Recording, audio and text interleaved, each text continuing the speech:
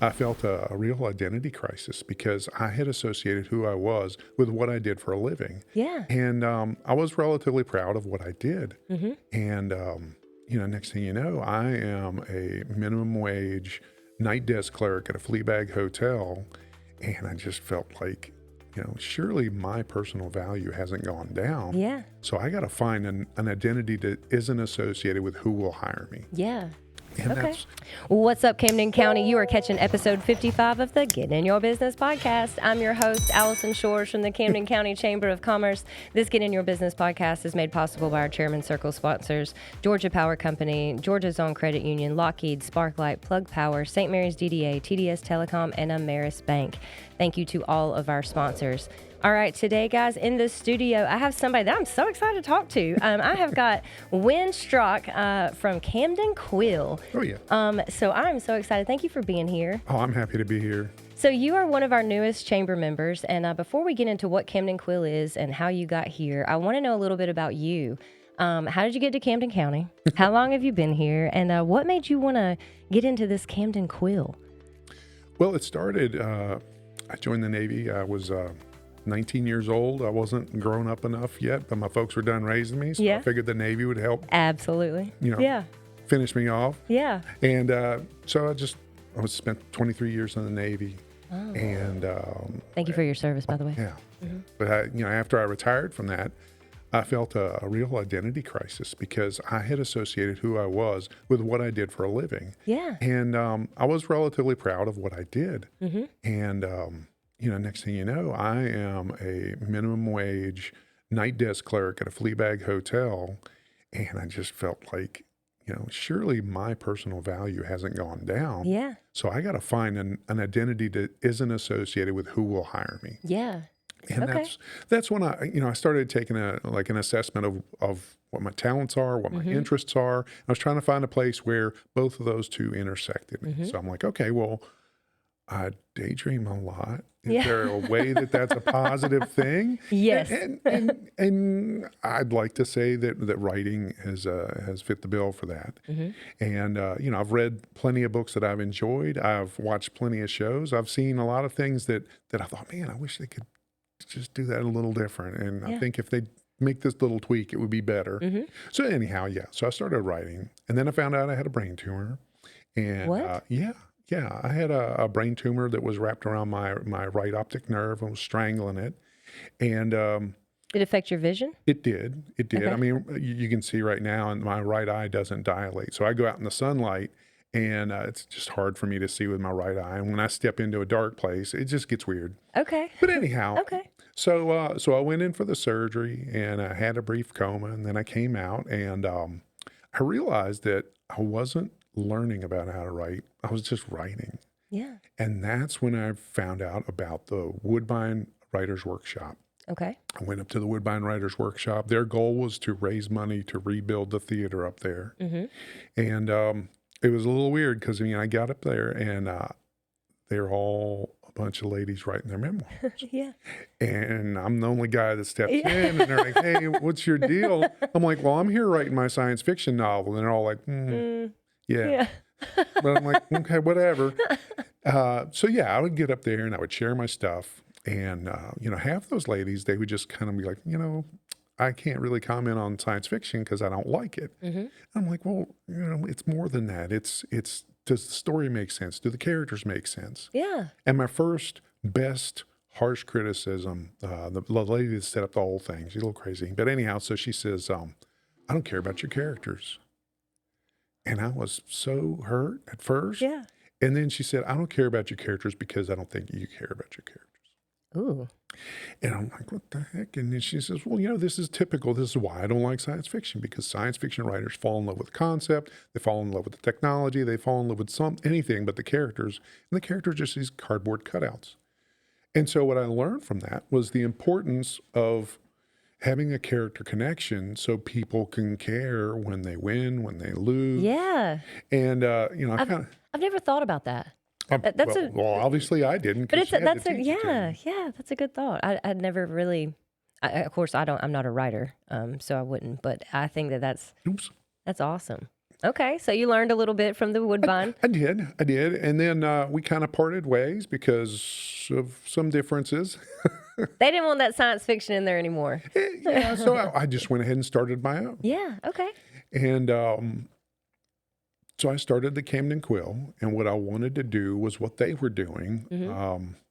I wanted to emphasize on constructive criticism, on learning more about the craft, and helping people to come together and realize that they're not.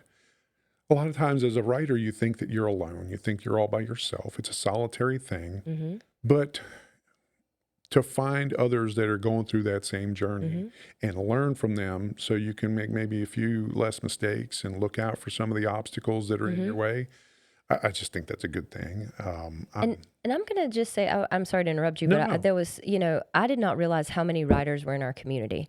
So I've been on this job for 8 years, and I have met a lot of writers. Melody Bradley with the hospital, she's a writer. Lisa Bell, she's published. There's just Tracy with Veg Cook in Camden. She wanted to write her story. There's just a lot of writers here that I didn't know were that into it, that they were trying to get published and trying to really work on their craft. Right. And that's why I wanted you to come in here, because I don't think I want people that if they do write, if they are a writer or they're looking to get better or they're just want to be surrounded with other writers, we have a place for them. So yeah. Oh, I struggle with this conundrum. I'm like, man, how come nobody reads what I write? Yeah. And there's the dark part of me is like, well, you suck at doing it. And that's why, you're writing horrible stuff, so nobody cares to read it. But then this other side of me is like, well, maybe it's because you haven't tackled the process of marketing and you don't know how to market. And, a lot of times in my best moments when I think about my writing, I effectively say, if I could get these books into the hands of the people who honestly want to read what I write, they would appreciate how I told the story. So anyhow, I want to encourage people, and I want to help them figure things out. You were talking about how you were surprised how many writers there are. Yeah. But I think that writers are a lot like football players, basketball players. I mean, everybody knows Michael Jordan, everybody knows LeBron James, but for every one of those, there are 1,000 gym teachers. Yeah. There are hundreds of college coaches, guys that go into other professions where their skills work. Yeah. But there's very few writers that get a whole lot of recognition. Yeah. I mean, you'll hear some of them that have huge stories that, everybody falls in love with, the Harry Potter series, all the things. But now, are you helping people get published as well? Like, are you helping on the publishing side of that at all? Like, do you know people that help do that? I do, and I've done it myself. Okay. So with some of my books, they've been published by small-time publishers.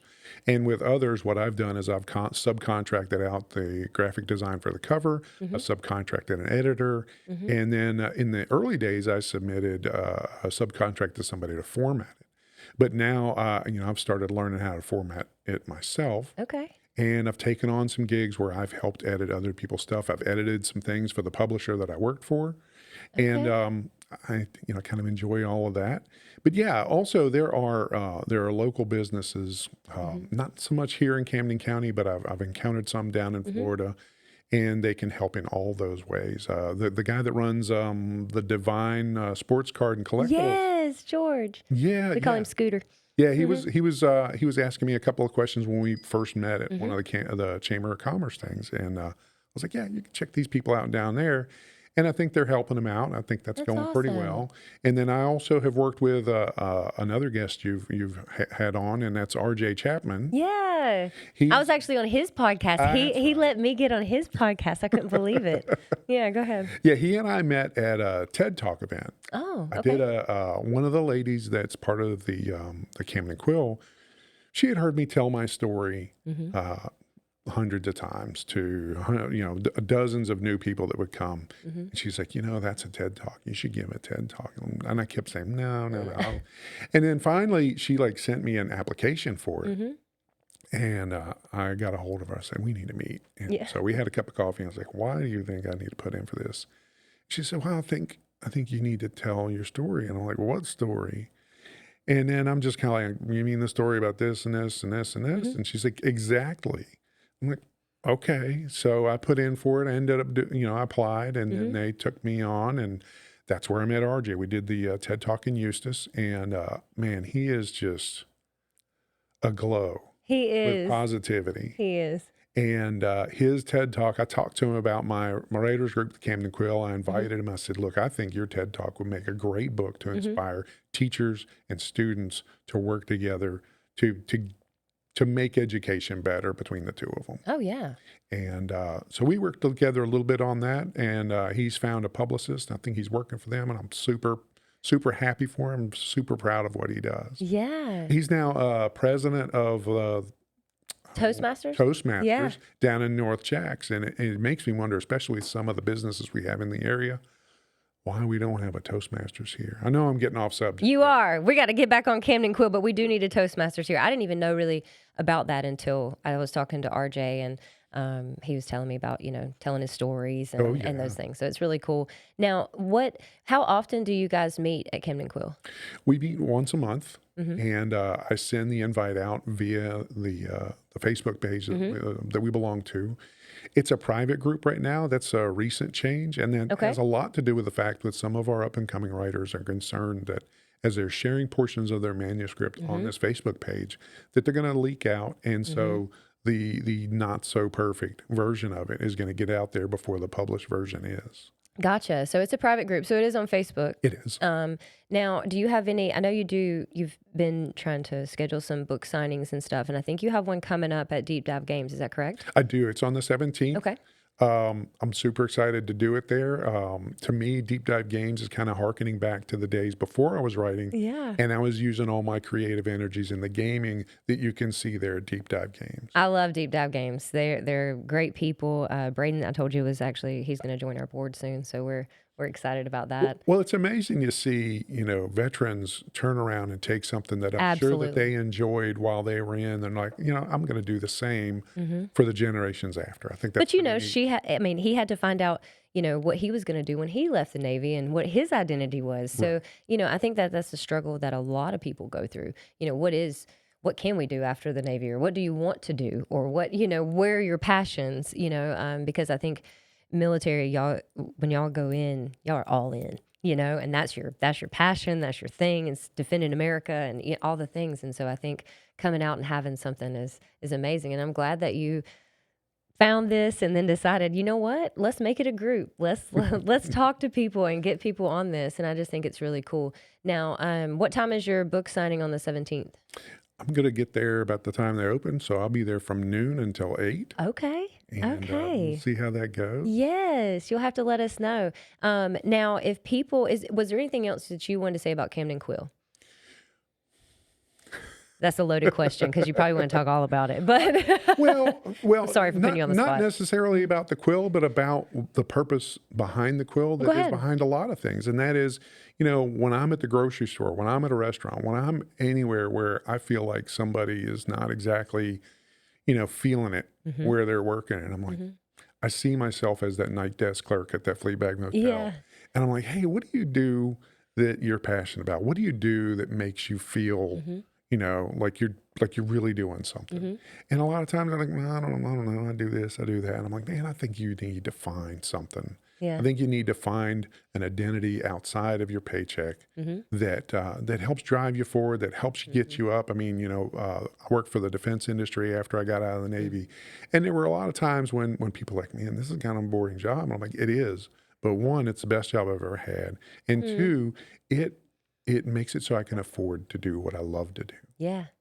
I love that. I love it so much. Now, how can people get a hold of you as far as, if they're interested in joining Camden Quill or maybe just interested in talking to you more about it?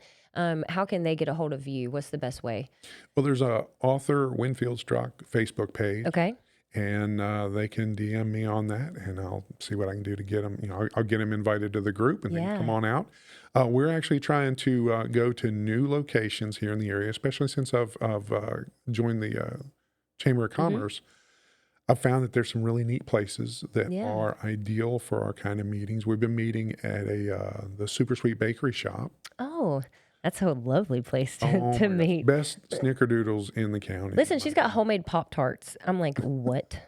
Yes, it's amazing. Go ahead. But it's practically right behind my house. Yeah, okay. And it's nice and quiet. And they're just super sweet folks. Yeah. Now, are y'all meeting on a monthly basis or? We are. We Okay. are. We had a spell where we didn't, and I think that had to do with the fact that we really didn't have a whole lot of writers that were writing. And that's one of the things that blows my mind about writers. I had read somewhere that there is a series of questions you can ask anybody who says they want to be a writer. And at each one of those questions, the number of people that want to write drops in half. Really? Yeah. Yeah. It's hard. Like I'm not a writer. Well, it's hard and it's easy. I hear you. I hear you. But like for me, I would never be able to edit and do all those things. Like Right. if I could just write. And that's I'm trying to work on, because I'd heard this guy talk about these questions. I'm like, well, where are these questions?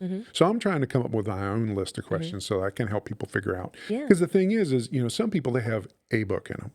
They want to tell about a specific story in their life or something they experienced. And then there are other people that don't want to write book after book after book. And those are the people that I feel that the Camden Quill is really best suited for, because if you've got one book in you, you can work that out. Yeah. You can find a mentor, you can find a publicist, you can find somebody that can help get your one manuscript into the book of your life, if you will. But if you're looking to do it as a regular, continuous thing, then you need to learn what do you want to pay for and what do you want to learn to do yourself? Because you're going to pay one way or the other, either in time and effort and education or in money. Yeah. Gotcha. Okay. Well, that is a lot of information, and I am just glad you stopped by and shared it with all of us. I hope you guys will reach out to Win on Facebook. It's Winfield Strock, and I guess you have your Facebook, the author page. Yes. Both of those. Okay. So reach out to Winfield if you need anything to do with writing, no matter what you're writing, whether it's a children's book, whether it's, a novel, whatever it is, please reach out to Camden Quill and Winfield Strock. Thank you guys for listening. You have caught episode 55 of the Get in Your Business podcast.